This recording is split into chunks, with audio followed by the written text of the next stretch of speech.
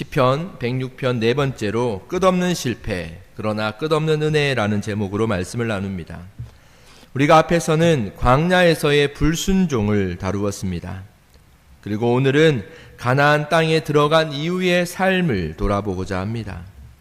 우리는 흔히 이렇게 생각합니다. 가나안에 들어가면 모든 것이 끝나고 해결될 것이다. 그러나 그렇지 않았습니다. 문제는 장소가 아니라 마음이었던 것이죠. 광야에서도 하나님을 떠났던 백성은 약속의 땅에 들어가서도 하나님을 떠났습니다. 하지만 오늘 본문은 인간의 반복된 실패보다 더 크신 하나님의 긍휼을 우리에게 보여줍니다. 이 시편은 인간의 죄로 끝나지 않고 하나님의 은혜로 끝이 납니다. 먼저 오늘 본문은 하나님의 백성은 세상과 타협할 때 무너졌음을 보여줍니다. 34절입니다. 그들은 여호와께서 멸하라 하신 이방 민족들을 멸하지 아니하고, 하나님께서는 가나안 족속을 심판하시며 그들에게 그들과 섞이지 말라라고 명령하셨습니다. 이것은 민족을 차별하는 것이 아니라 우상 숭배와 죄악으로부터 거룩함을 지키기 위한 명령이었습니다. 그러나 이스라엘은 이런저런 이유로 하나님의 말씀에 온전히 순종하지 않았습니다. 그렇다고 하나님의 말씀을 완전히 떠난 것도 아니죠. 그들은 하나님과 함께 교묘히 이런저런 이유와 핑계로 세상을 함께 섬기는 것이 시작되었다라는 거예요. 우리는 이것을 타협이다라고 말합니다. 35절은 이렇게 말합니다. 오히려 그 이방 나라들과 섞여 그들의 행위를 배우며 라고 말해요. 이스라엘 백성들은 처음에는 같이 살기만 했습니다. 그러나 같이 하다 보니 곧 그들의 문화가 스며들고 그들의 신을 섬기는 것으로 변질되어 버렸죠. 어느 시점부터 나는 여호와를 버리고 저 신을 섬기겠다 말한 것이 아닙니다.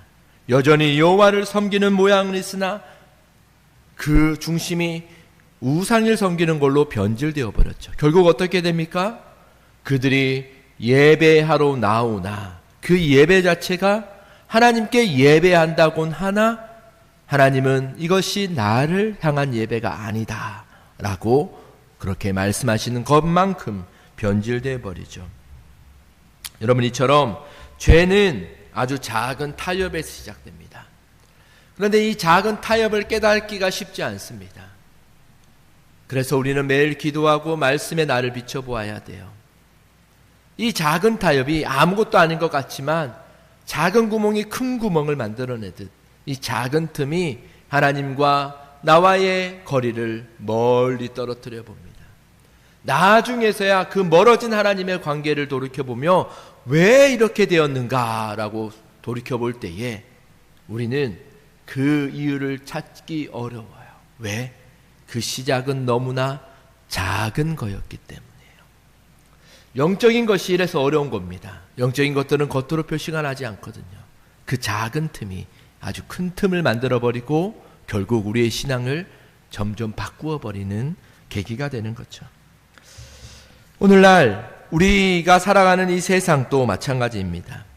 우리는 세상 속에 살아가지만 그 세상을 닮아서는 안 됩니다. 우리는 세상을 사랑하라라는 부름을 받았지만 세상의 가치관을 따라 살라는 부르심을 받은 것은 아닙니다. 우리가 이어서 36절부터는 우상 숭배가 얼마나 심각해졌는지를 보여주죠. 심지어 37절부터 보면 자녀를 우상에게 제물로 바치는 끔찍한 죄까지 범하게 됩니다. 하나님을 떠난 인간의 끝은 하나님을 떠난 인간의 그 끝은 끝이 없어 알 수 없죠. 분명한 것은 그냥 그렇게 시간이 지난다고 회복되는 것이 아니다라는 겁니다. 두 번째로 우리가 알 수 있는 것은요, 하나님은 죄를 반드시 심판하신다라는 것입니다. 40절에 보면 그러므로 여호와께서 자기 백성에게 크게 노하사라고 말해요. 하나님은 사랑의 하나님이시지만 동시에 공의의 하나님, 거룩하신 하나님이십니다. 그러므로 그 죄를 그냥 넘어가시지 않습니다. 이스라엘은 결국 이방 민족에게 넘어졌고 원수들의 압제를 받았습니다. 이것이 사사기와 열왕기에 반복되는 역사입니다. 그리고 오늘날 우리에게도 반복되는 그 영의 흐름입니다. 죄를 짓고 징계를 받고 회개하고 회복되고 또다시 죄를 짓고 징계를 받고 회개하고 회복되고, 이것이 우리가 살아가는 흐름이기도 하죠. 그러나 중요한 것은 하나님의 심판의 중심이 아니라 하나님은 이 징계하시는 것 또한 회복을 위한 징계이다라는 것이죠. 멸망시키기 위한 심판, 징계가 아니라 그것은 회복하고 회개하고 돌이키기 위한 하나님의 마음이다라는 겁니다. 결국 이 징계 또한 하나님의 미움에서 아니라 하나님의 사랑에서 나오죠. 히브리서도 하나님께서 사랑하시는 자를 징계하신다라고 말합니다. 이어서 43절 말씀을 보면요, 이스라엘이 계속 거역하고 있음을 보여줍니다. 여러분, 인간은 스스로 구원할 수 없는 존재입니다. 세 번째로 우리에게 말씀해 주시는 본문의 내용은 하나님의 긍휼은 인간의 실패보다 더 크다라는 거예요. 인간은 스스로 회복할 수 없으나 하나님의 긍휼이 더 크다라는 거죠. 본문은 아주 놀라운 반전을 말해줍니다. 44절 말씀 보면, 그러나 여호와께서는 그들의 부르짖음을 들으실 때에 라고 말해요. 그러나라고 말합니다. 여러분, 이 그러나라는 말은 복음의 시작을 의미합니다. 이제 전세가 바뀌었음을 의미하죠. 인간은 실패했지만, 인간은 스스로 힘으로 돌이킬 수는 없지만 하나님은 그런 우리를 포기하지 않으신다라는 거죠. 45절 말씀을 보면 그들을 위하여 그의 언약을 기억하시고, 우리가 여기서 시편 105편에 반복되었던 핵심의 내용이 나오는데, 그것은 하나님께서는 언약을 기억하셨다라는 겁니다. 이스라엘이 잘해서가 아니라 하나님께서 신실하셨기 때문에 회복하신다라는 거죠.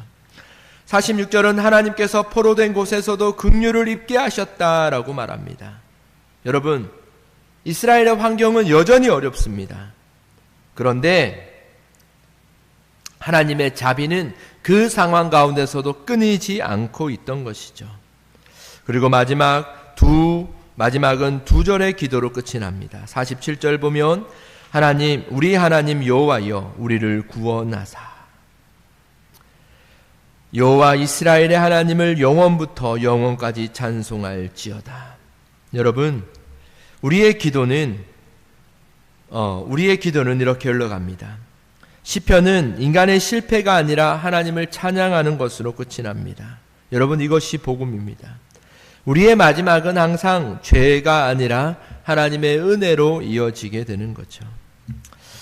사랑하는 여러분, 시편 106편은 인간의 실패로 가득한 역사를 보여줍니다.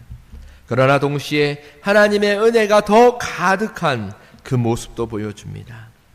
그렇게 우리는 우리의 실패를 고백하는 것을 넘어 여호와를 찬송하라라는 고백으로 흘러가게 되죠. 우리의 인생도 마찬가지입니다. 우리의 과거를 돌아보면 실패가 많습니다. 그러나 하나님의 은혜를 돌아보면 그 은혜는 언제나 우리 실패보다 더 컸습니다. 그러므로 오늘 또 낙심보다 은혜를 붙드시기를 원합니다. 이 죄보다 십자가를 바라보기를 원합니다. 그리고 언약을 끝까지 기억하는 하나님을 찬양하며 살아가는 복된 성도들이 되기를 원합니다.